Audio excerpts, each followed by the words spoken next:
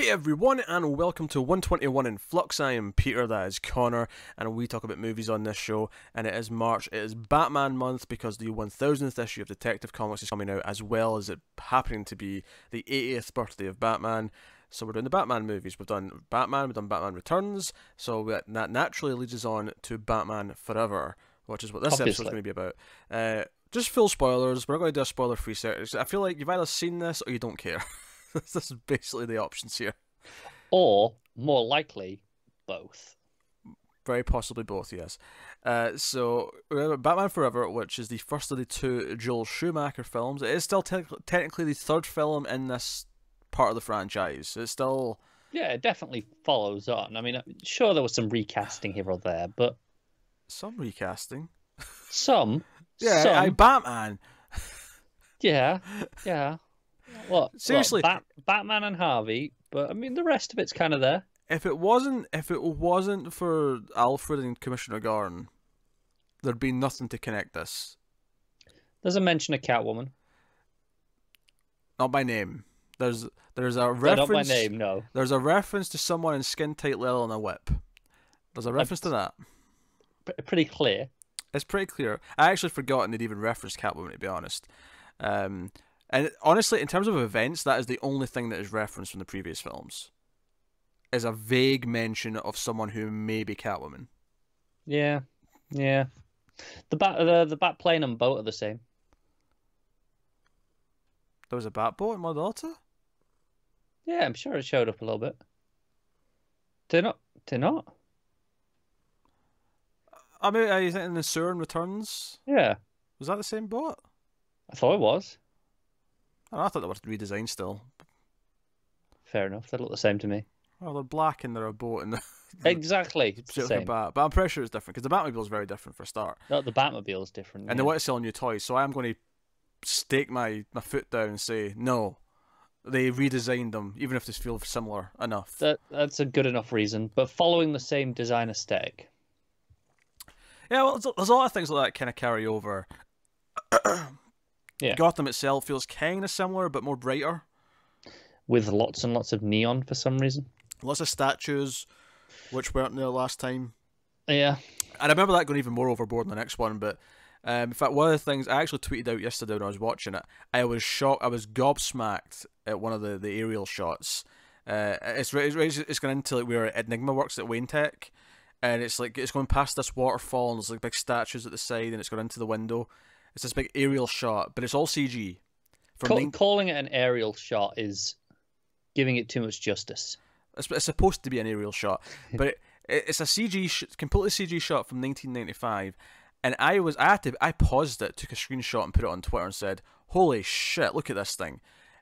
It's garbage. It looks terrible. It's pretty bad." Yeah. I don't remember. I mean, it's been a long time since I've seen this, but I don't remember the effects being this cringeworthy. No, when it does shots like that, which to be fair, there's not that many of, but when it does, they're awful. Absolute garbage. It looks like the sort of thing I expect from a music video from 2001, which is a few years later. But music videos, by their nature, have much less sophisticated effects than you would think, wouldn't you? Than movies of the time period. So. Yeah, so some of the effects have not aged well, but that's not what we're really here to talk about. You know, obviously we'll talk about the differences from the last two, but this one, like, I thought the Burton movies were campy. I stand by that. I think they are too campy. This one, it feels like in some ways it's campier, but in other ways that it's not. Sure. Right? Because... Yeah. Like, I told you something last night after I watched it about some of the music being especially campy. Did you notice what I was talking about?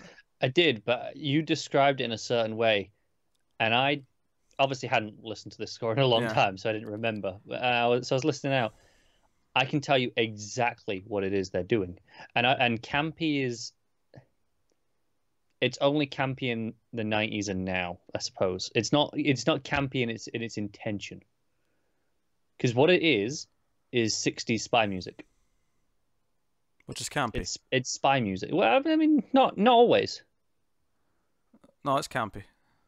No, I mean, Sure, fine. It's campy. I'm not bothering arguing. I don't care what the intention is. It's campy. I don't know. I don't know if that one is. Oh, it is. Absolutely is. Campy as shit. We still got the rubber neck. He still can't turn his damn head. This has the famous moment where he tries to give a thumbs up to Gordon in the bat plane. You know, he has to turn his entire body around. I'll give it credit though. The fighting doesn't look as bad. No, looks alright. Batman in hand-to-hand combat does not look as stupid as it did in the last movie. So, I don't know, points. Some points. There's less murdering happening. There's less murdering. Almost none. I mean, the only.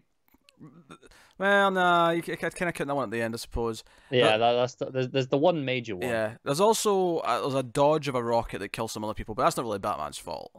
No, that's not intentional. Yeah, him dodging a bullet or a rocket that hits someone else is not his fault. No, no. Yeah, but there is one at the end, which honestly is really murky because the entire arc for Robin is that he shouldn't want to murder Harvey Dent for killing his parents. And then at the end, Bruce just kind of does a thing that kills him. Yeah. Kind of weird. Like, you could argue that him throwing the coins up to confuse Harvey when he's tossing his coin, because he's Two-Face, he does his coin toss to decide things. That he didn't intend for him to fall off, but what else did he see happening? Yeah.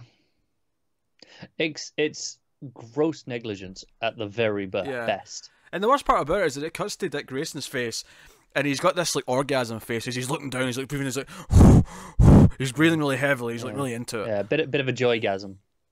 Yeah. Riddler has that line. Yeah, my big problem with this movie, actually, beyond some of the campiness just being kind of like ridiculous, is actually like how disjointed the whole thing actually feels. Like, say when you break it down into the plots that it's trying to do, I felt like a lot of the things just kind of happened off screen, and we were just expected to sort of buy that they'd progressed to a certain point. Like Bruce Wayne's relationship with Nicole Kidman's character, what's her face? Chase, yeah. Like, you know, he sees her, and it's like, nah, she's into Batman. Okay, fine. That's what it is. Yeah, he goes and visits her as Bruce. Yeah. At her office. Takes her to the circus. And then, but the next time they're seeing each other, like they seem to be really close all of a sudden.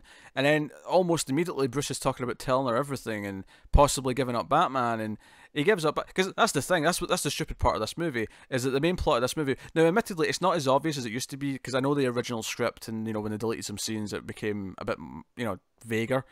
But the plot of this movie is essentially that Bruce Wayne's forgotten why he's Batman. Yeah. And he has to remember why he's Batman. Yeah.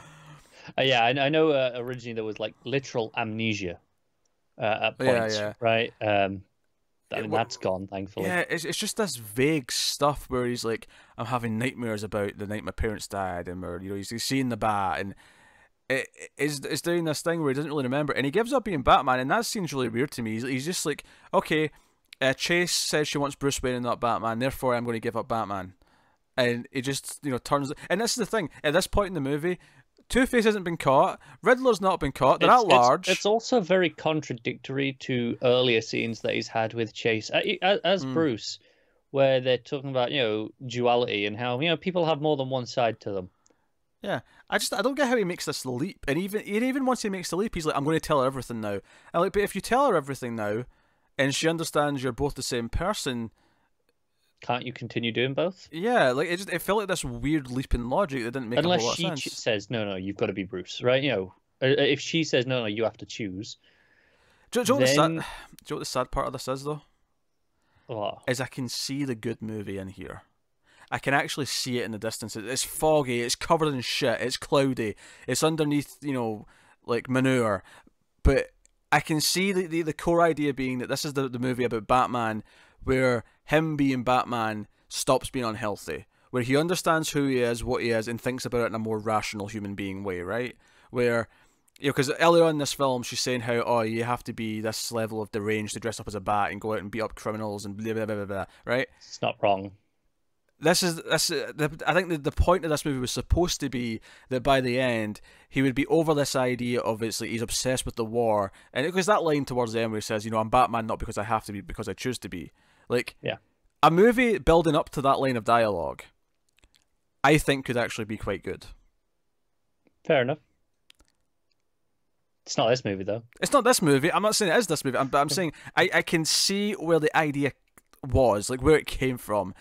I don't know if the original person who had the idea was even involved in the final script. I don't know what's going on. Yeah, it's hard to say, because obviously a lot of this comes from Burton's original, because he planned a third movie. I believe he planned to use Two-Face and Riddler. I think he was going to use Scarecrow as well, and it was going to be about the fear of what's driving him as well. Yeah, Scarecrow. Obviously, that's gone. Scarecrow was then going to be in the fifth one that never happened.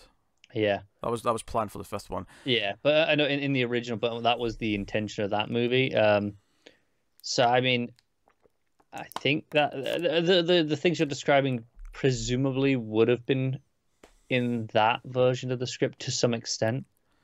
To some extent, admittedly, I wouldn't have trusted Tim Burton to make it either, but like, I can see the potential of a story about Bruce, because I'll give it this is something I'll give it credit. It handles it horribly. It doesn't work. It feels like parts are missing. It feels like it's things that just feel like there's gaps where logic is just skipped over for whatever reason. We're just supposed to buy certain things, but at the very least, this movie is operating under the pretense that Bruce Wayne has an arc. The Batman actually has a story in this movie, which is something that I don't think the last two, especially Returns, had.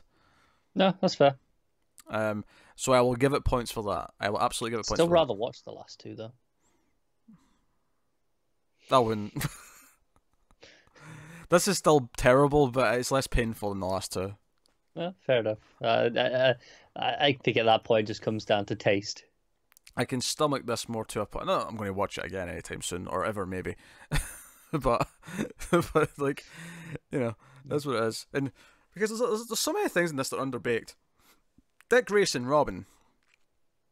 First of all, what age is this asshole supposed to be? College aged. Yeah, he says that later on, but before that in the movie, when he shows up at Bruce Wayne's mansion, he says the reason why he's there is because, this will cut out a lot of social services and other things, and I'm like, but if he's college aged, then why is there social services involved, really? I'm gonna go out on a limb and say he's 17, and he would be going to college soon. Okay. This is a stretch because he looks 26. Yeah, I'm not disputing that. But he does not look high school aged, which is what you're telling me. Yeah, obviously. I'm not saying it by looks. I'm going. Yeah, but he's based on contextual dialogue. Even on network TV standards, he looks too old. Yeah. Right. He looks too old. He looks like he's in his mid-20s at the very least, and. Which is fine, if you're going to do an older Robin, fine. Oh, by the way, screw them for doing the, what do I call myself? Nightwing, maybe? Nah. It has no context as to why you would say that. It's not a thing. At least Batboy made sense, because someone called him that. And it's the obvious thing to say. Stupid, shitty name, but... Yeah, but in terms of just thinking of ideas, it makes sense why that was the first one that came into someone's head. It does. But anyway, the bigger problem with this story is that it's kind of missing. What I mean by that is so his parents die at the circus, right? Fine. Shows up at Brucey's, fine. He's going to leave, but they convince him to stay, fine. After that, I was kind of paying attention to the scenes that he was in.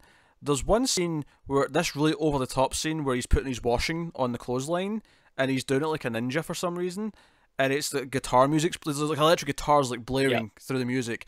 And it's just this over-the-top 90s as shit thing. And all I can imagine is if you were actually standing in this room without the editing and you were just watching him do this, he'd look like an idiot. What do you mean he would? He does look like an idiot, even in this scene. Okay, he would look like more of an idiot. Yeah. The editing is basically functioning like canned laughter, where it's trying to make it feel like it's cool. And it's not cool, but, once... It's see those clips of Big Bang Theory when they take the laughter away to see how awkward it looks? Or awkward it sounds, maybe more accurately. It's kind of that. But if you took the editing away and it was just a wide shot of him doing this, it would be 10 times worse. Yeah, it probably would. So I'm just, this thing. So you have that scene. You have a scene where he asks what's behind the closet the locked door. Yeah. And Alfred cracks a joke saying it's his ex-wives, which is actually a reference to Rebecca, a Hitchcock movie, I think. I think that's what it's supposed to be referencing. So you know what? Fair play. You reference a Hitchcock movie. Nice one. And then the very next scene with them is Alfred announcing, or asking, where are you, Master Grayson? And then he's like, oh, I'm up here, Alfred. And he goes in the door, and we get the gymnastics as he jumps down and slides in the room and finds the Batcave. Then we have a scene with him in the car, and some people attack him. He tries to save a girl. Also, the start of this scene, he actually opens up the Batmobile and it says something really stupid. I can't remember what the line was now.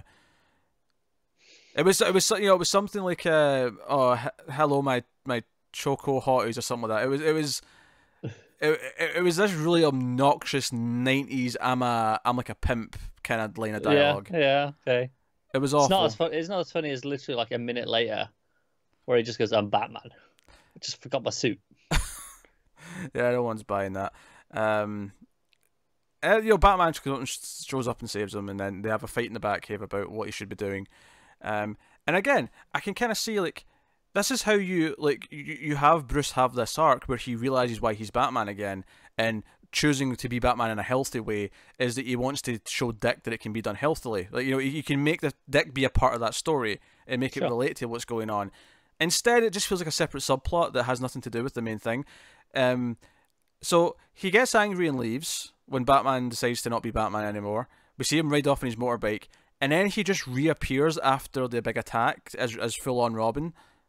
Yeah. And there's never a reason why he came back. There's never a reason why he changed his mind. There's never any kind of... I thought it was no. There's not a single, barring after the final ending in the lair. Mm-hmm. He never meets Riddler. That's true. Yeah. There's not a single scene of them interacting. He never meets Riddler. He basically is essentially just a damsel in distress in the final scenes. Yep. He's just the second damsel. That's all he is. He's there so Batman has a choice to make. That's it. Yeah, which wouldn't necessarily be a bad thing if he did more useful things before then. But he's no, but that's literally the only thing he's there for. That's literally the only thing he does. I mean, his suit looks fine as far as matching the Batman suit. Yeah. There's no huge problems with it. Yeah, I mean, obviously, it's a bit too rubbery, of course, but unlike Batman, he doesn't have a cowl, so he can actually move his head, so he actually looks less silly. He actually looks better for the most part. Yeah, I think the dark colours of it work fine. Yeah, because they're quite muted. Yeah. Because even when they're going in and it's like one of us goes by air, one goes by sea, his boat gets like blown up really quickly. Like he's just like it's very quickly he has to be saved. It's just like this is just this bullshit. We have to make Batman look even more badass because he has to keep saving Robin. It's worth noting that final Batsuit looks considerably better than the rest of the movie. Do you think? Yeah, definitely. Do you not?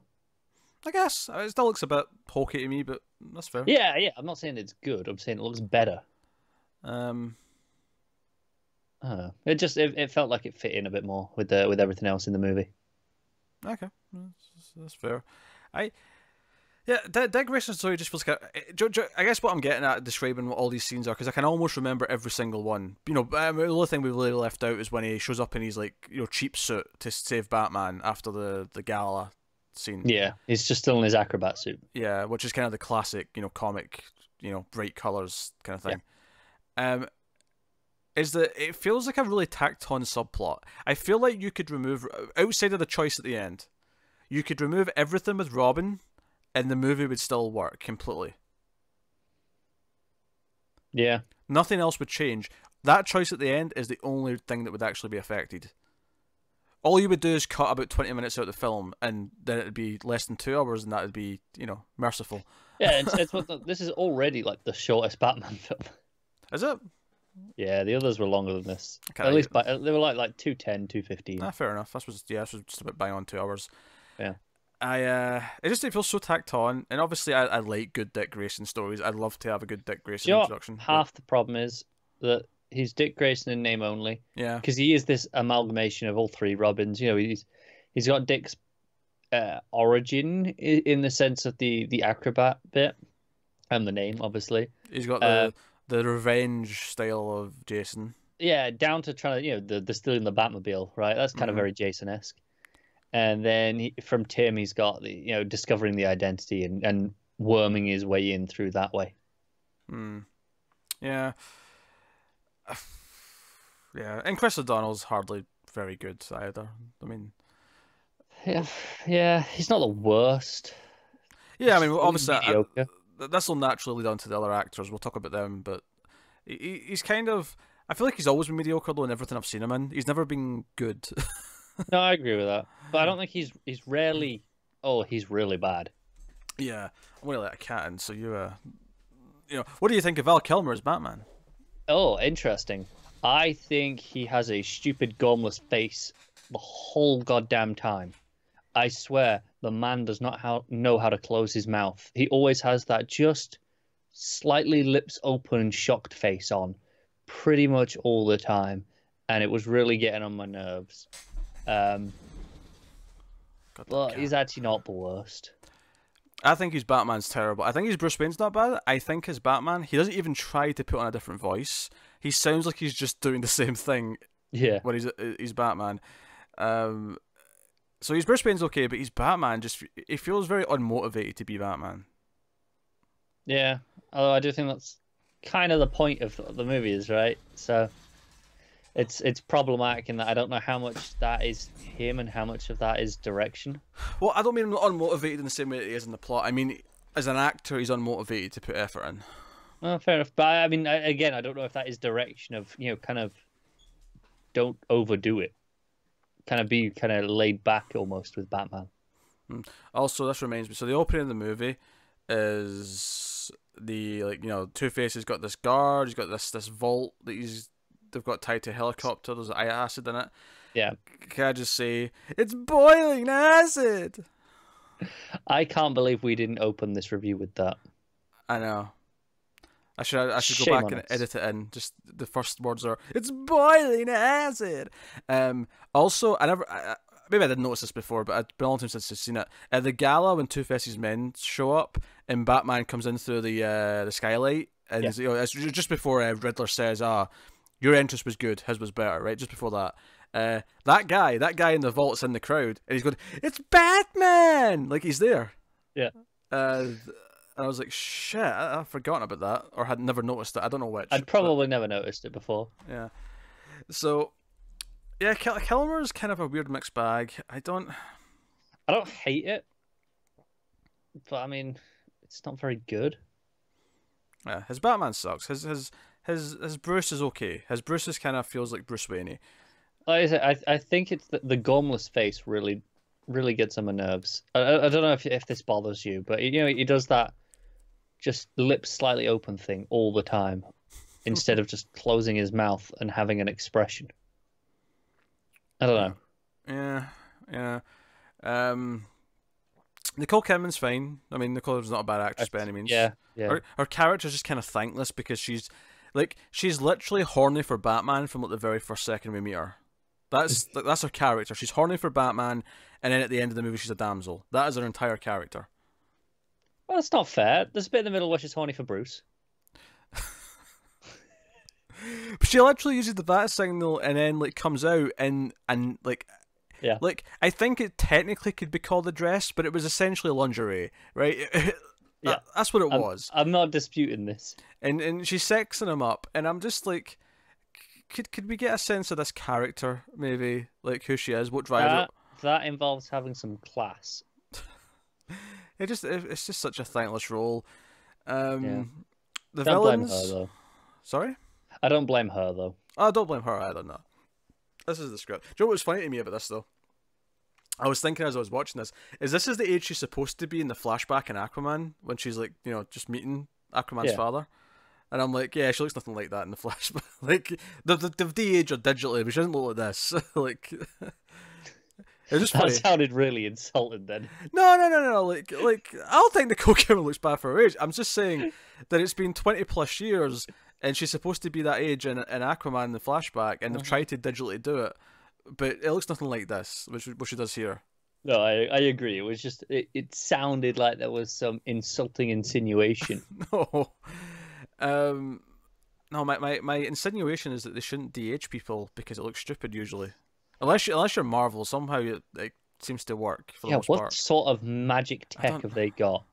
I don't know. Every other example that I've ever seen of it being done, I hate. But for some reason, Yeah. theirs is kind of worked. But we'll see if Captain Marvel makes it work though, because Samuel Jackson's like a proper like supporting character as a young person. Yeah, this that. isn't a 2-minute scene. This is a movie. It's going to have to last like the whole thing. So very curious to see how that works out.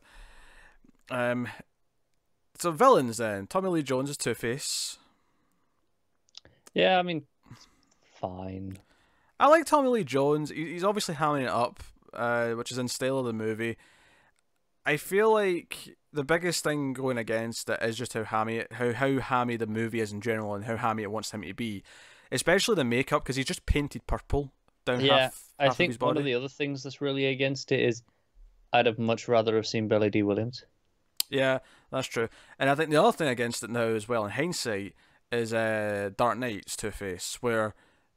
Yeah, I tried not to bring that into this. I think that's unfair to judge it for what it is, not for but it could have been Dark Knight. I'm just thinking of the design of the face, of the scarring of the Sure. Dark Knight's like Two-Face, that half of his face, it's like horrific. It is absolutely terrifying. And then this is just like, he's painted purple. It's a cartoon. That's essentially what it is. It just, is what it is. I don't know. Jim Carrey's an interesting one, because Jim Carrey's arguably the main villain in that the plot revolves more around him. Two-Face is there to be this kind of foil for Batman, but he's also there for Robin's story. Riddler is actually the main driving force of the plot of the movie. Which is a lot weirder than I remembered. He actually makes a box to do holographic 3D TV, which in turn steals the thoughts and memories of the people watching the TV, so he can become really smart. That's the plot. That's Riddler's plot in this movie. Yeah. It sounds even stupider when you say it out loud. It does. Because I actually don't think Jim Carrey's that bad. I disagree. I think it's awful. I think he's got moments where it's too much. I actually think there's times where I'm like, this feels kind of Riddlery. So it's obviously it's over the top. I'm not going to dispute that. I did not like this at all. This is, for me, is one of the worst elements of the movie is him as Riddler. Oh, really? Yeah. Which is funny. I wouldn't say I love it. It's not the Riddler I want by any means, but I'd probably say it's one of my least upsetting elements of the movie. I found it borderline painful. I don't get it. I don't understand what this is supposed to be. What I'm supposed to be getting out of this performance. His introduction's very obviously hammy and like cliched, where he's this obsessed guy who works for the Wayne Company and he's trying to bruise. You know what's funny actually? For years, because obviously as a kid you have horrible taste, and I watched this a lot as a kid. In fact, this was the first. Shame on you. This was the first Batman movie, probably even superhero movie that I saw in the theater. Came out in '95. I was 6 when this came out. Yeah, fair enough. What was yours, Batman and Robin? I bet it was. You're a couple of years younger. No, I mean, maybe I don't remember seeing Batman and Robin. I mean, I would have been old enough to see it, but I don't remember. I bet you did. I bet that was your first.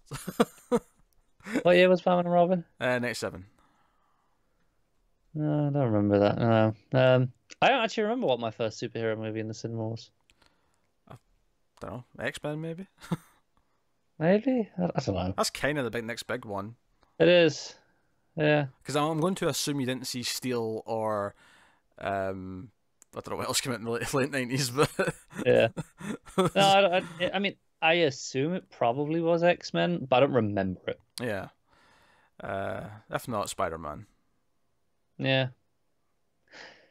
Yeah. Don't have really strong memories of any of these, though, for some reason. But anyway, so I had this taped off TV as a kid, and bizarrely there was a scene that was actually edited, presumably because they had it on at a time that was, they wanted to make it suitable. Sure. Right? It's when Riddler kills his boss.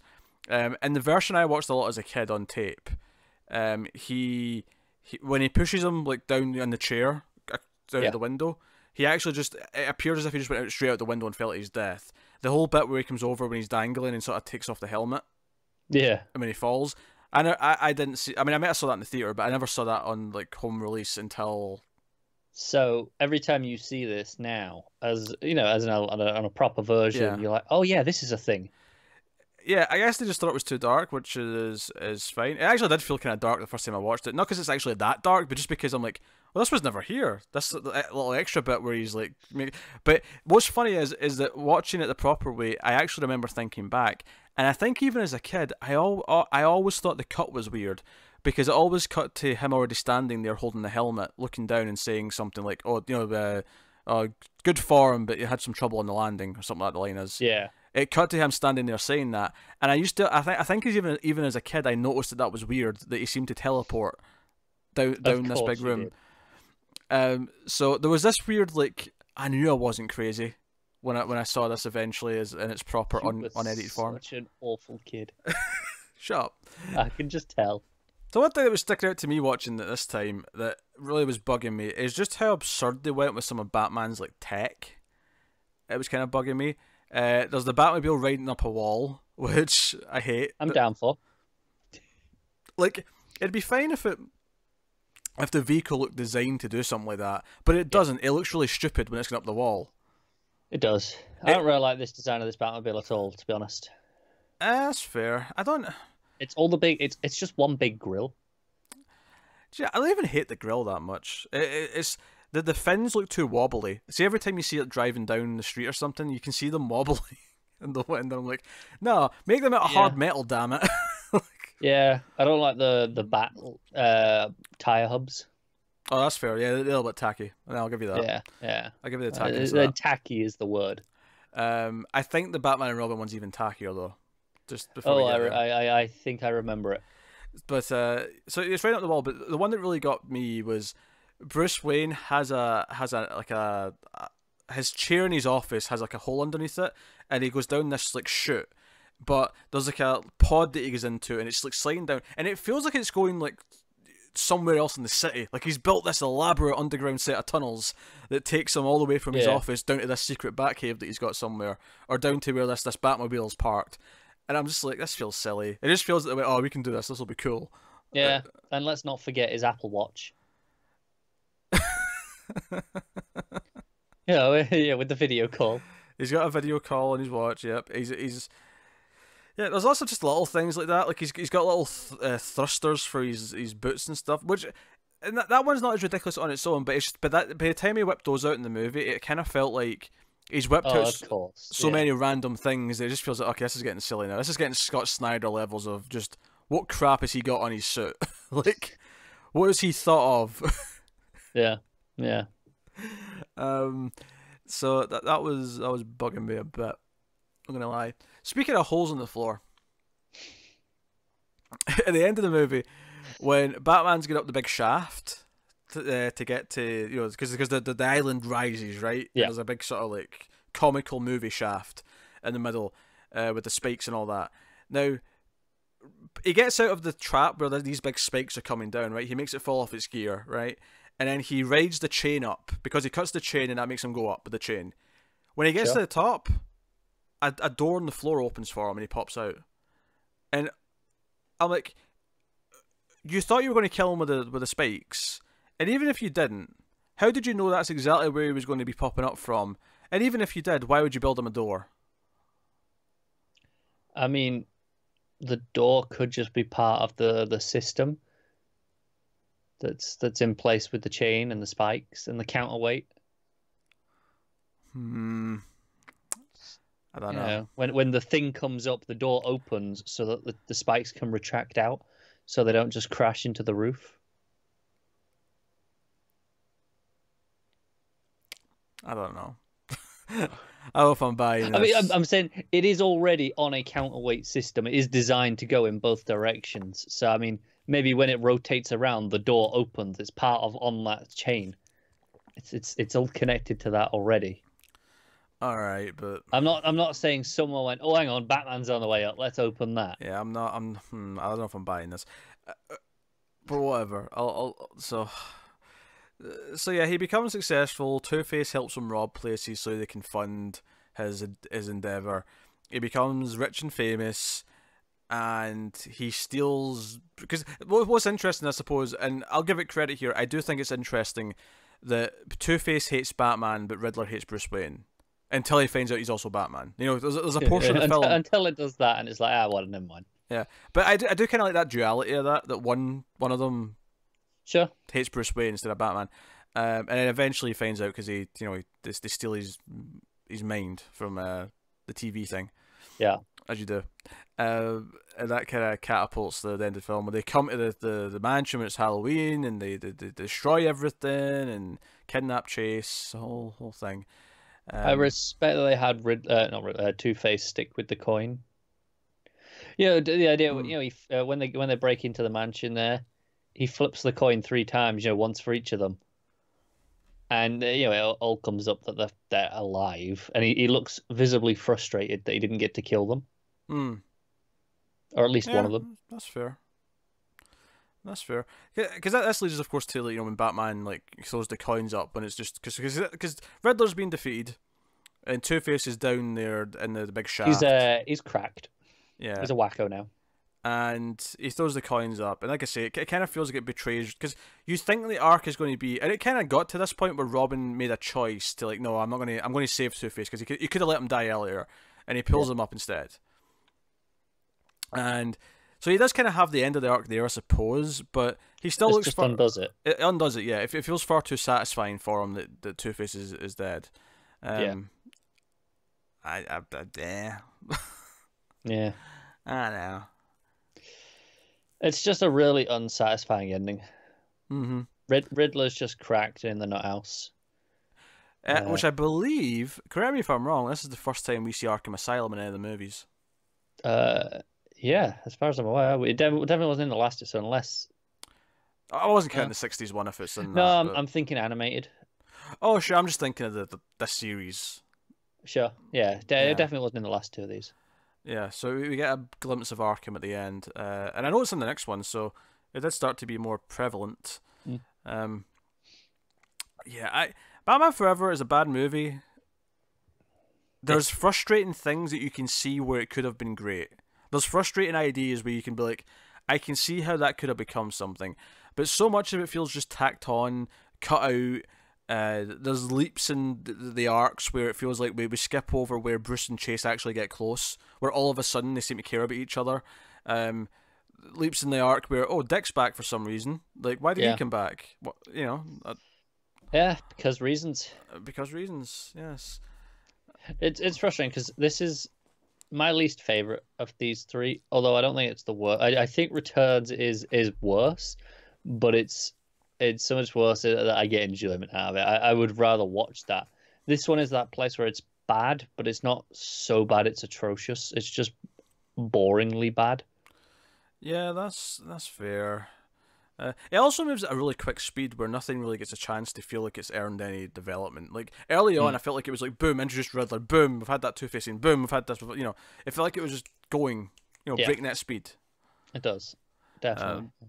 So actually, here's the other thing I was thinking about actually during. So it's when it's not when the bat signal goes up when Chase calls him. It's later on the bat signal goes up when he's I can't remember where he is actually when the bat signal goes up. I think it's just in the mansion. The bat signal goes up after he's had one of his little flashbacks, and it's okay, fine. Bat signal's up. Gordon's calling him, but by the way, Gordon has nothing to do in this. He's in a couple of scenes saying thanks, Batman. Pretty much. Yeah, useless. Anyway, so the bat signal's up, fine, and it cuts to a scene where Batman's in the Batmobile and he's being chased by some Two-Face thug vehicles, and that's when we get the scene where he eventually goes up the wall and everything else. Yeah. All I could think was, but who turned on the signal? And did they ambush him on the way to the signal? Did Gordon send him somewhere because of what Two-Face was up to? These are good questions that I cannot answer. Yeah, it's like the signal's there. Okay, great. Cuts to a scene. He's been chased by Two-Face goons. I assume, to be honest, they just turn the signal on every other night in this world because why not? It's probably needed. Also, the signal acts like a searchlight. Yeah, it actually goes across the Wayne Manor window when you see it. It moves across as if someone's pointing at the window. Yeah. I mean, to be fair, when we're on the roof, we do see it move. And we're up there with Chase that first time. Oh, do we? Yeah, it moves behind them. It still looks unnatural. the way It it does, moves, but in the scene. it is yeah. on a pivot and it moves, and you see it rotating on its own. Oh, fair enough. Fair enough. So, I mean, it's weird that let's just put it at someone's house, but Especially when we don't know that person's house is the Batman. yeah, might convenient that, but it does move on. So Yes. Yeah. I don't know. Yeah. Anything else you want to add? no, just I'm really not looking forward to the next one. I might have to get drunk. Music. I actually don't think the music's that bad. I mean, I hate the cheesy bit. The main theme's okay though. I feel it's very generic. Sure, no, it is, but it's fine. It's inoffensive for the most part, though. Yeah. It's just generic, which it's kind of how I feel about a lot of this movie. It's just kind of there. It's very 90s. It kicks into a U2 song at the end, and then goes into Seal, Kiss from a Rose. Oh, is that this one? Damn it, I turned it off before I got to that. Yeah. I thought that was the next one. No, that's this one. I love that song. No, next one's got the Smashing Pumpkins. Now, in the credits, it's just the end is the beginning is the end, but the good version of that song is the beginning is the end is the beginning. I actually had the soundtrack to Batman and Robin as a kid, and I don't regret it, because it was worth that song. Okay. You might also know it from the first teaser trailer for the Watchmen movie. I don't remember that. I mean you. I mean you as in the audience. Yeah, I know, but no one should remember that. It's a good song. That's what I'm saying. But yeah, okay. Yeah. That's that Batman Forever, Riddler and Two-Face, and I'm actually shocked this has been the only live action Riddler we've had. Probably because this one was so bad, no one wanted to do it again. I think a lot of people were expecting the third Nolan movie to have Riddler, and it didn't, and that's cool, but I think it's weird that we've went so long and we've not had another Riddler, because it feels like Riddler is one of the bigger villains. Yeah, I think that's down to the 60s show established which ones were the big ones for the most part, right? Yeah. But hey, so I guess we have to rate the movie. Yeah, it's a 4. It's not the worst. It's just not good. It's kind of bad.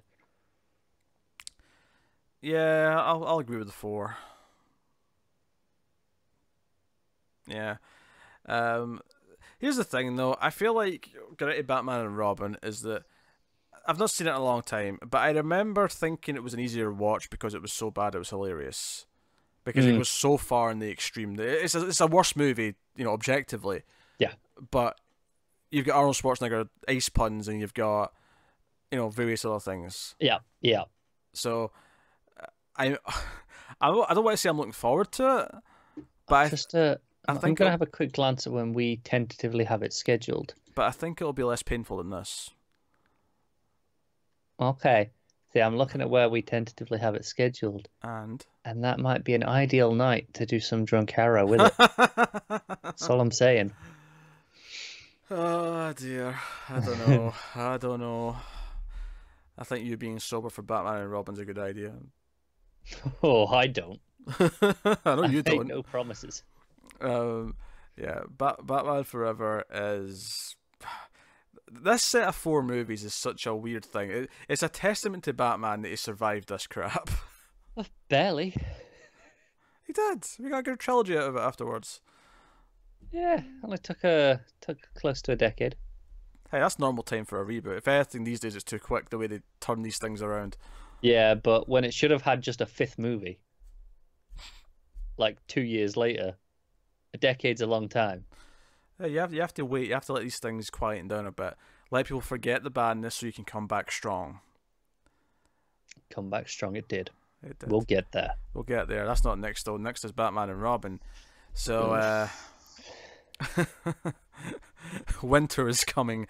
So you can let us know what you think of Batman Forever in the comments below, and like and subscribe and all that stuff. Get us on the Twitters at mailed_fuzz for channel updates. You can support us, of course, by going over to patreon.com/mailedfuzztv. You can support us over there for as little as $1 per month. You get these in Flux reviews a week early as part of that. There's other stuff as well, of course. You can also buy merch now. You can go over to the store. There'll be links in the description. You can buy some merch, which also helps us. Any of these options are all delightful. But that is us. So thank you once again for watching and listening. We always appreciate it. We'll see you next time with Batman and Robin. Stop reminding me. Thanks for watching again, guys. We'll see you next time. It's boiling acid!